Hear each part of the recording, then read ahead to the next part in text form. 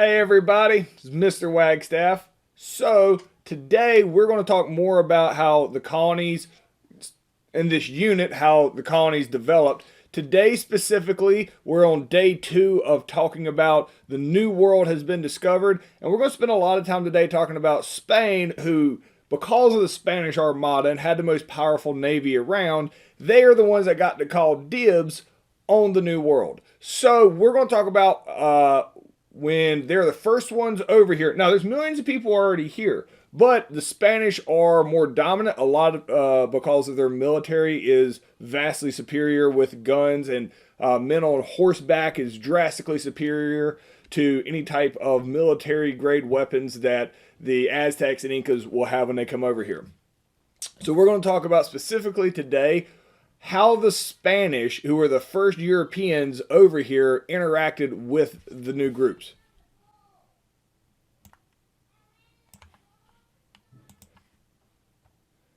Let me make myself smaller here. Alrighty. Put myself over here in the corner. Alright.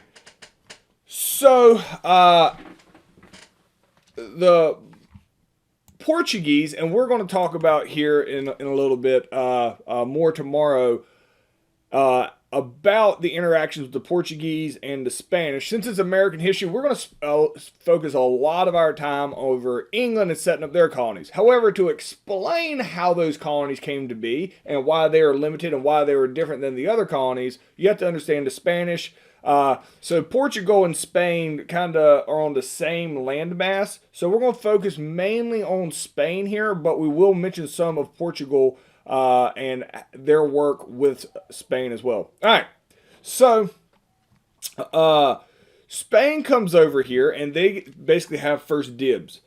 When Spain shows up in the New World, they are not in any way looking to come over here and make friends. They're like, found a new area? Do they have stuff that we want? Let's go rob them. I mean, that's 100% what it is. From one group after another, they're going to show up and just wreck shop in the New World. So, I got some pictures here that help explain it. So, they're going to send these guys out, and there's really no good place for me to stick myself. Just, I'll put it up here. So, this is Hernando Cortez and the Aztecs. So these guys are called conquistadors. The guys are getting ready to talk about. So this is going to be down in Mexico, all right? What is present day Mexico. So Cortez is going to show up, and he's on horse. Now, Montezuma here of the Aztecs is a really intricate and really awesome story that we can't spend as much time on as I wish we could. So Montezuma is the leader of the Aztecs down here who has gold, and the Spanish see it, so they're going to send in old Cortez here to take it. So there's like a prophecy here at the time that in this exact year, there's supposed to be like a light-skinned people show up, and they're going to be like demigods. And the chances of that happening, of having this prophecy, and then the Spanish show up who are lighter skinned. Like, I think this picture does a good job of, showing the contrast of skin tone. So it's definitely a different race of people that show up that are lighter skinned than the Aztecs, and they're on horseback. All right. Nobody had ever seen a horse. You have an animal that you're riding around on. Like, this has never been seen in the New World. So immediately they think this guy is like bigger than life, like a demigod. And Cortez is like, yeah, like he's not going to dissuade them from thinking that. So he shows up.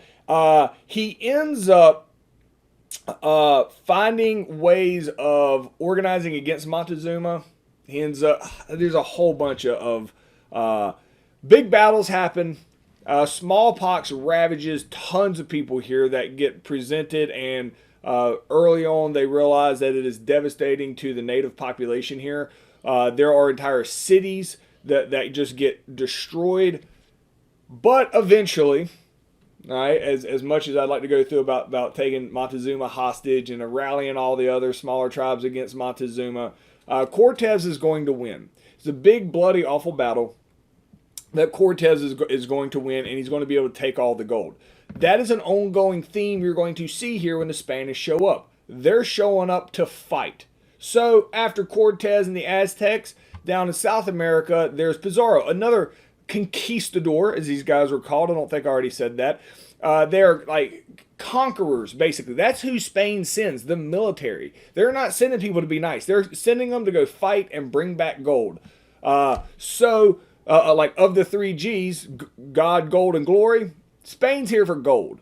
So the next guy that shows up, and they overlap some, is Pizarro, who's going to show up in South America for the and fight the Incas. Again, it's over gold. So this here, Pizarro shows up, fights the Incas, wipes them out, looking for gold. Again, notice these are soldiers that they're sending over. They're not coming over here to be friends. So Spain shows up very aggressively. So the first interaction that any of the natives are going to have in the New World with Europeans is not a positive interaction. All right, absolutely just brutal here. De Soto, this guy goes down to Florida. As crazy as this sounds, the Spanish hold on to Florida for a really long time because they believe that that Florida has, wait for it, the fountain of youth. And they literally searched Florida for years and years, for centuries, looking for the fountain of youth, still thinking it might be there. I'm not sure exactly what their logic was, but they thought the mystical fountain of youth was in Florida. Obviously, it's not. I mean, maybe that's why so many people retire down to Florida, because they think, fountain of youth might still be there. Old people joke. I'm getting closer. All right. So, but again, here, De Soto, he's in Florida. You can tell by the helmets, this is the military that's showing up. The next guy, Coronado in New Mexico and Arizona, as they go through Mexico, what is present-day Mexico, with the Aztecs and spread further north. You can, again, see here, you can tell by the helmets, this is the military that is showing up. The Spain shows up. They're not trying to be nice. They're not trying to be friends. They're here to drop hammers on people. All right. So again, the very first interaction with people is dealing a lot with this idea that we're going to take what we want, and we're not here to be friends. So there's hostility between the natives and the very first Europeans. All right. So here's a map. Now, there is a line that gets drawn with Portugal down the center here, all right? So Portugal is this little green area right here. And so they draw a line here, and they're going to let Portugal have anything that's on this side of the line. So that is why on this side of the line, you're going to have what is present-day Brazil here in South America. And that's why Brazil speaks Portuguese. Because anything on this side, you know what, let me draw a line. Duh. Man, that's a really bad line. I'm going to draw it again because I can. Boop. All right, so not my best line, but anything on this side of the line, Portugal got to have. That was the deal with Spain. All right, so that is why Spain is going to take over Brazil. Now, the logistics of them spreading in here had to do with rivers and stuff. But so this is why Brazil, present day, their language they speak is Portuguese. You can basically tell what European country took over what area back then at this time based on what language they speak. So, like Brazil speaks Portuguese today. They were taken over by Portugal. All the purple areas, that's present-day Mexico, Central America, much of South America, they speak Spanish. All right, in large part today. So you can tell that they were taken over by Spain. It's the easiest way of telling. Like eventually you get to England having taken over this area, and we'll get to that more tomorrow. And the predominant language here in America is English. And then in Canada, there's going to be some squabbling between England and France. And to present day, they speak a combination of English and French. All right. So, but the conquistadors come over and just dominated this area. They're not really looking to stay. I mean, they're probably setting up some trading posts, but they're coming over, there's just soldiers coming over. There's no families, there's no nothing like that coming over. These are soldiers coming over to fight and take what they want. Once they get their gold, they're heading back to Europe to spend that in Europe. So the question here is, why did the Spanish send more militant explorers to America rather than settlers? Well, it had to deal with what they wanted. And with what they wanted, settlers weren't going to get them what they wanted. So we had discussed that. So make sure you go through and answer these in 2 complete sentences. As always, feel free to pause me. All right, I am very pausable. Answer those and then move on. All right. So Spanish plantations. It is very important to understand slavery from the beginning in the New World. The reason it's so important is because in American One, our country gets formed, moving all the way up, and then it's going to be the Civil War. It's going to be near the end of American One, to the end of this course, and slavery is going to be one of the biggest, if not, it's probably one of the biggest, if not the biggest stories as far as progression forward throughout the entire course. And slavery shows up very quickly in the New World. I want to clarify slavery here early on to understand it and kind of mold it as we go forward. Most countries throughout the world have had slavery at some point, all right? So, and that is commonly thrown out. They're like, oh, other countries have had slavery, that's common. That is true. Most societies throughout history have had slavery at some point. However, the slavery that's going to exist in the New World, specifically in America in the 17 and 1800s leading up to what will be the Civil War further after this, is probably one of the worst possible versions of slavery, and it is not common.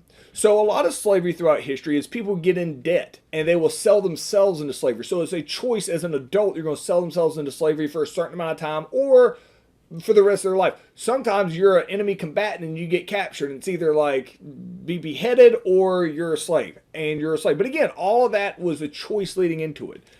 It is extremely rare throughout history. I'm not saying America's the only one that has done it, but on a large scale, it's kind of extreme. And I say America, I mean the way the Europeans, including the Spanish, are going to treat slaves in the New World is this new concept to where you'll go capture people and make them slaves. Okay, that's not extremely unheard of.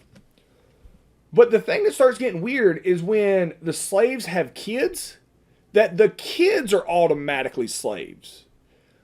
And you spend your whole life as a slave and there's no option to get out. A lot of times slavery is viewed as a punishment throughout history.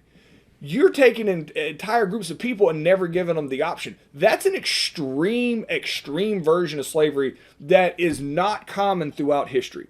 The slavery also, you have to understand, slavery is extremely evil. Depending on whatever your definition of evil is, slavery's as evil as it comes. And here's why.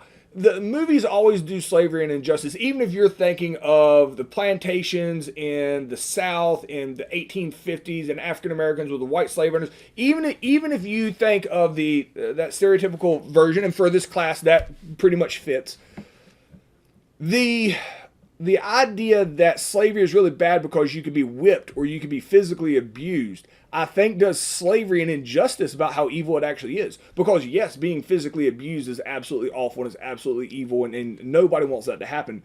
But the worst part about slavery is that you don't exist and you don't matter.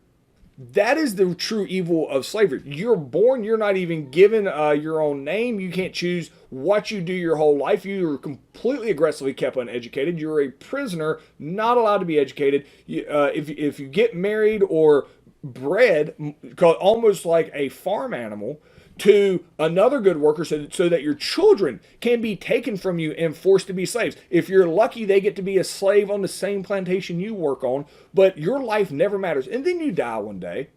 And the only people that are upset are more or less the owners, because they lost a piece of farm machinery, and you'll get buried in an unmarked grave and nobody will ever remember you, and your entire existence didn't matter. That level of evil is just incomprehensible in today's society. All right. And I really think people get it's almost the idea that being a slave means you got whipped almost makes it better, because just physical pain. There's people that can handle physical pain. People can't handle not existing.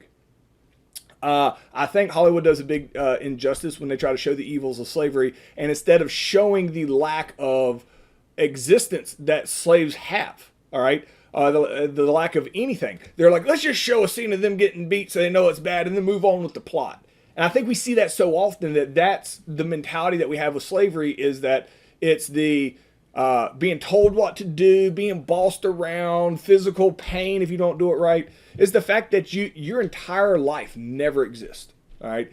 So let's start with that on the evils of slavery as we get into this to push it forward. And we're going to start seeing that idea that you are born into captivity and there your whole life really early on. And Spain is going to start it. It's really a lot of Spain's going to start it from the African slave trade, and we're going to talk about it some today. And a lot of countries are like, yeah, that's so much easier. Just do it that way. You don't have to, And then the rest of the world's like, over hundreds of years. It's not an instantaneous thing. They're like, dude, that's kind of, yeah, we can't do that. And a lot of the rest of the world is gradually going to pull away and stop this use of slavery like that, except for America. Because by the time America's up and running, America is very dependent on the slaves. And so America kind of gets left out there by themselves after everybody else has acknowledged how evil that they have been with slavery. And then America just continues to do it. So we're going to talk a lot about slavery in this course and understanding the true evils of slavery. All right. So when the Spanish came over here, they wanted to set up plantations. All right. Whether it's sugar cane or anything that could be grown in these tropical climates that they have taken over, they're not going to do the work. They're the military. They're going to grab somebody else to do the work. So they want to use slaves. Not uncommon. The very first group they're going to try to use are the Native Americans in order to grow these crops.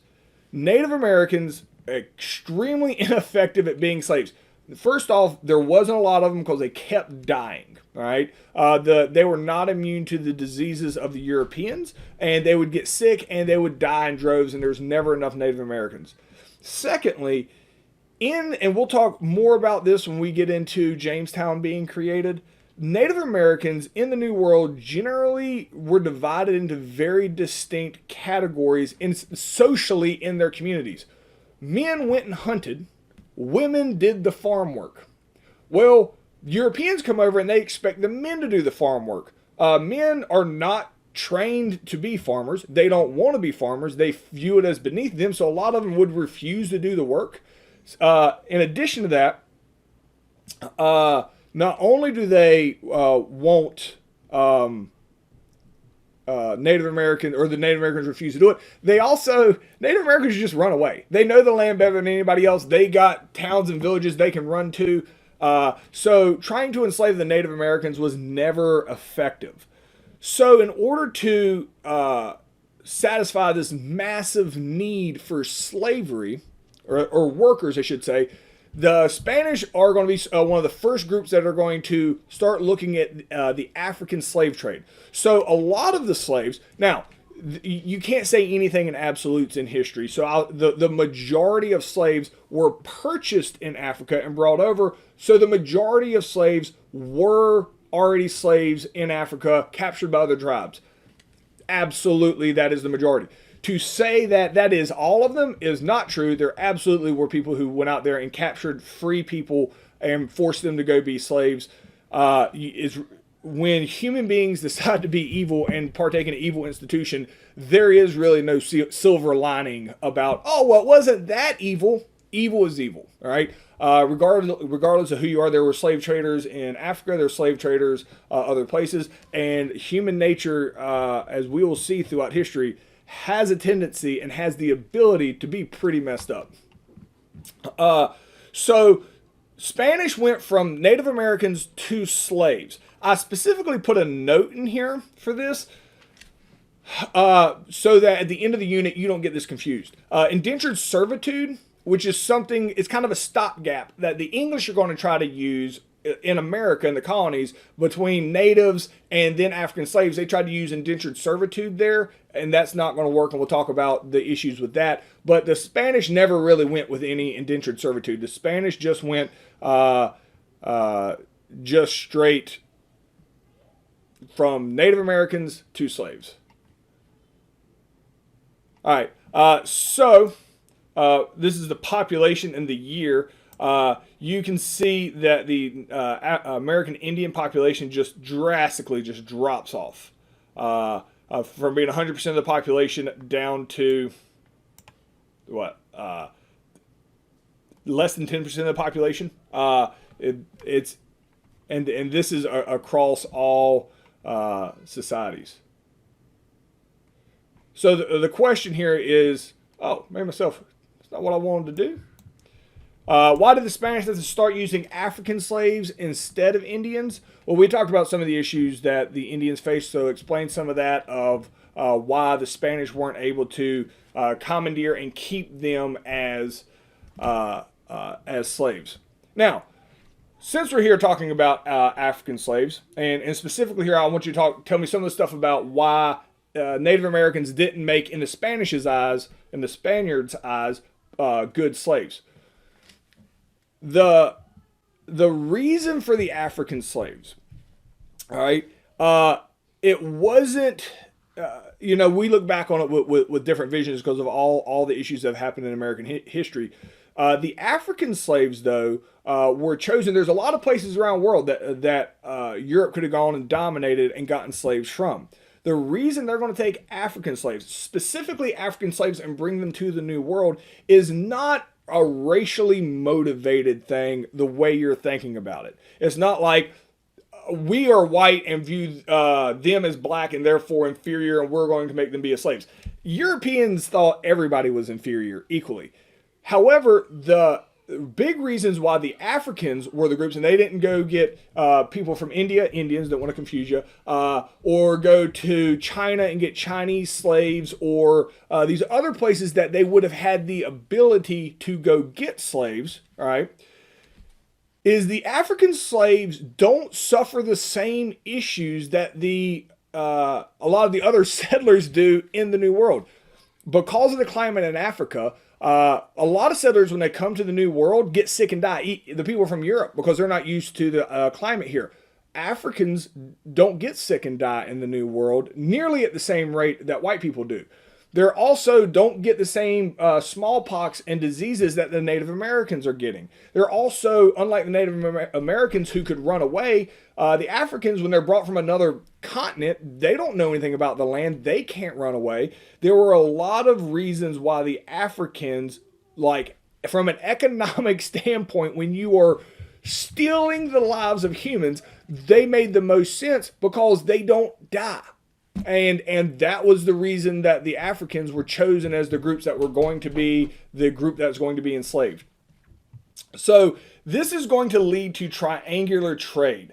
And this is very famous. So I say it leads to it because this is, once the Spanish start bringing slaves to the New World and see African slaves from West Africa, when they start bringing them to the New World and they see how successful they are, meaning they don't die, then as England and these other countries start becoming committed to creating colonies in the New World, they're also going to commit to the African slaves.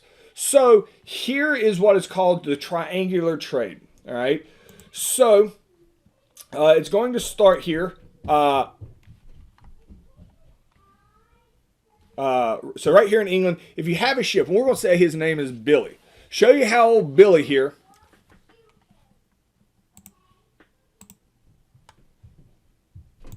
So Billy's ship here, all right, say he's going to start out and he's got a ship and he's got $5,000. We're just going to make up a random amount of number, a random number here. You know what's better than $5,000?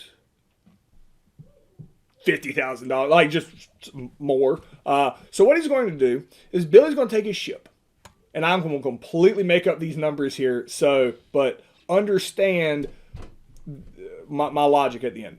So he's going to take his empty ship up here in England, all right, eventually. And he's going to take $5,000 and he's going to fill his ship with rum is really common. Guns are also very common. He's going to spend all $5,000 on all the guns that he can possibly get and and rum.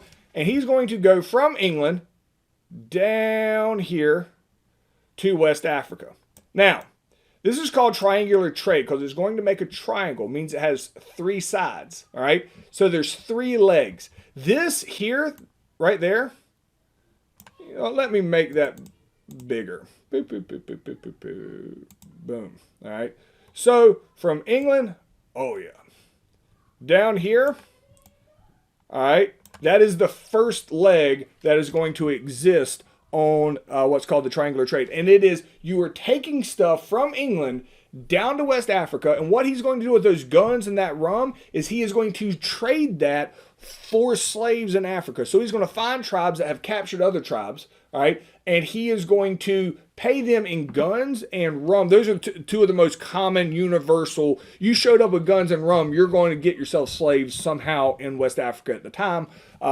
And so he would trade it off for humans here in Europe. Now, the second part of this trip is the most messed up one, and just all of slavery is just deplorable.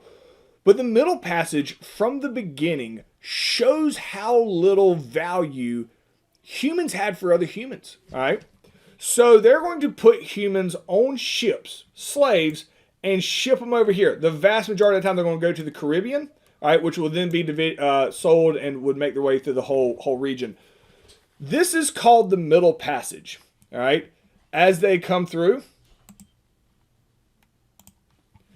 So it comes down to how many slaves can you buy. So here's what's messed up. And this is all right, I'll just tell you.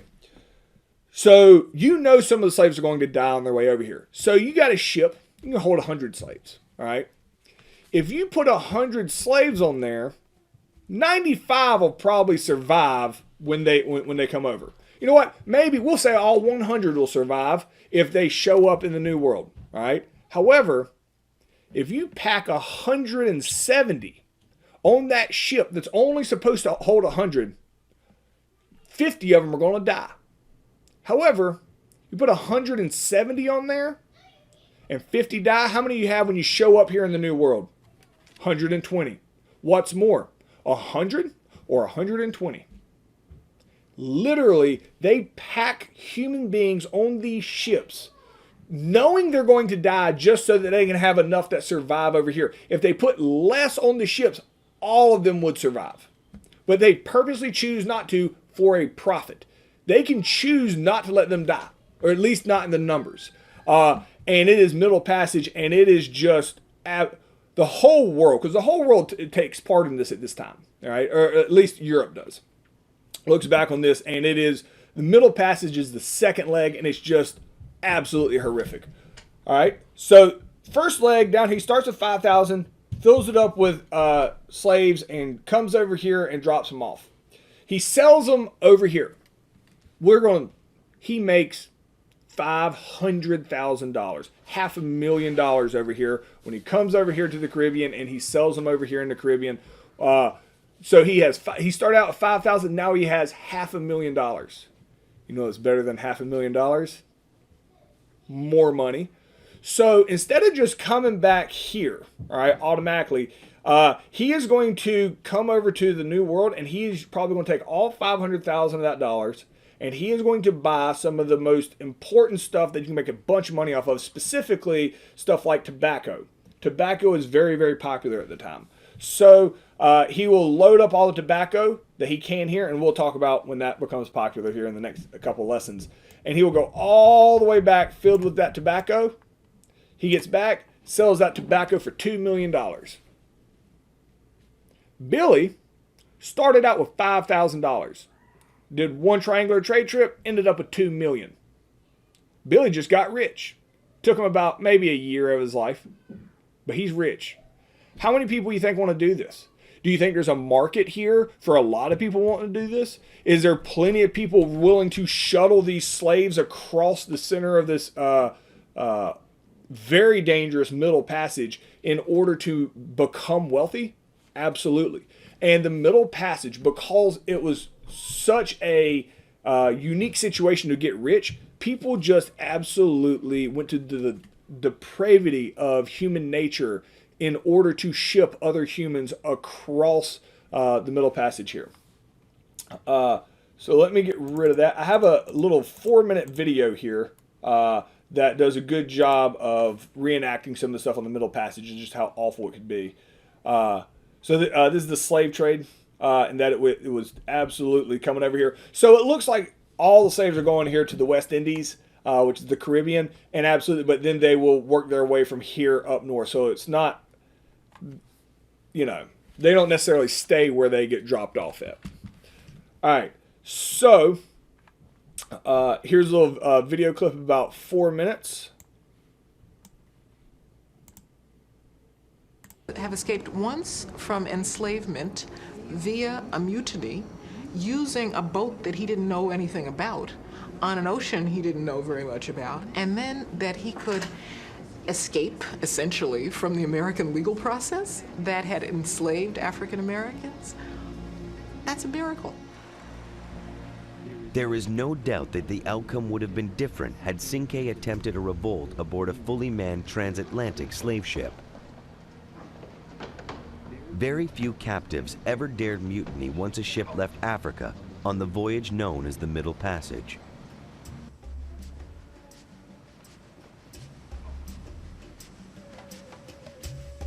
The Middle Passage was the route followed by the slave ships across the Atlantic.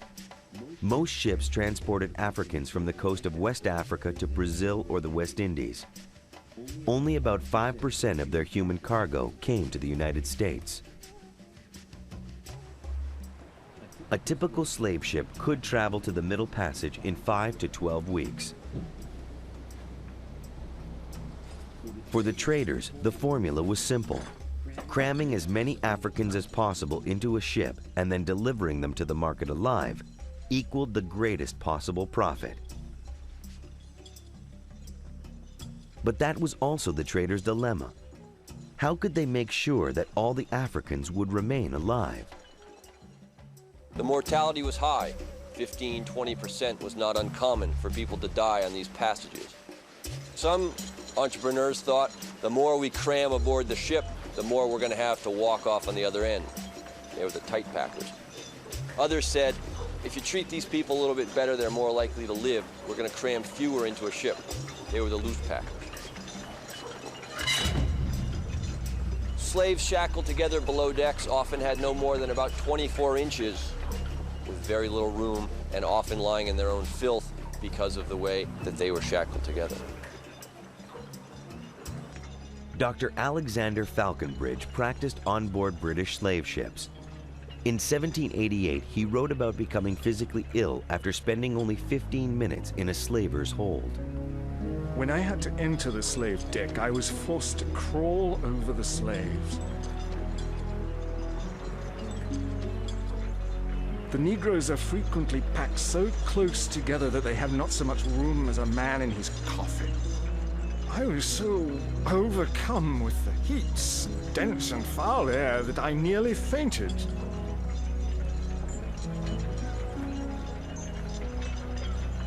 It was only with assistance I could get on deck. Hundreds of Africans were forced to use 3 or 4 large buckets as toilets. Our wretched situation was aggravated by the filth of the necessary tubs into which the children often fell and almost suffocated. O lauda equiano. The intense body heat created a thick, wet steam that hung in the air like fog. The stench often preceded them into port. Despite the despicable conditions, these vessels of cruelty were called by the gentlest of names.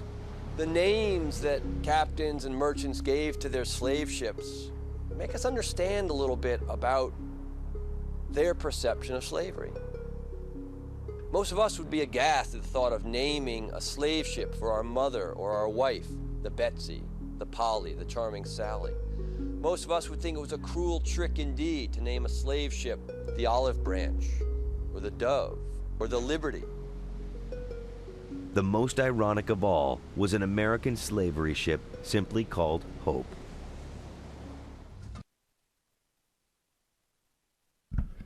All right, so the question here is, what was the Middle Passage and why was it so bad? So answer this one in complete sentences, and I will see you guys tomorrow.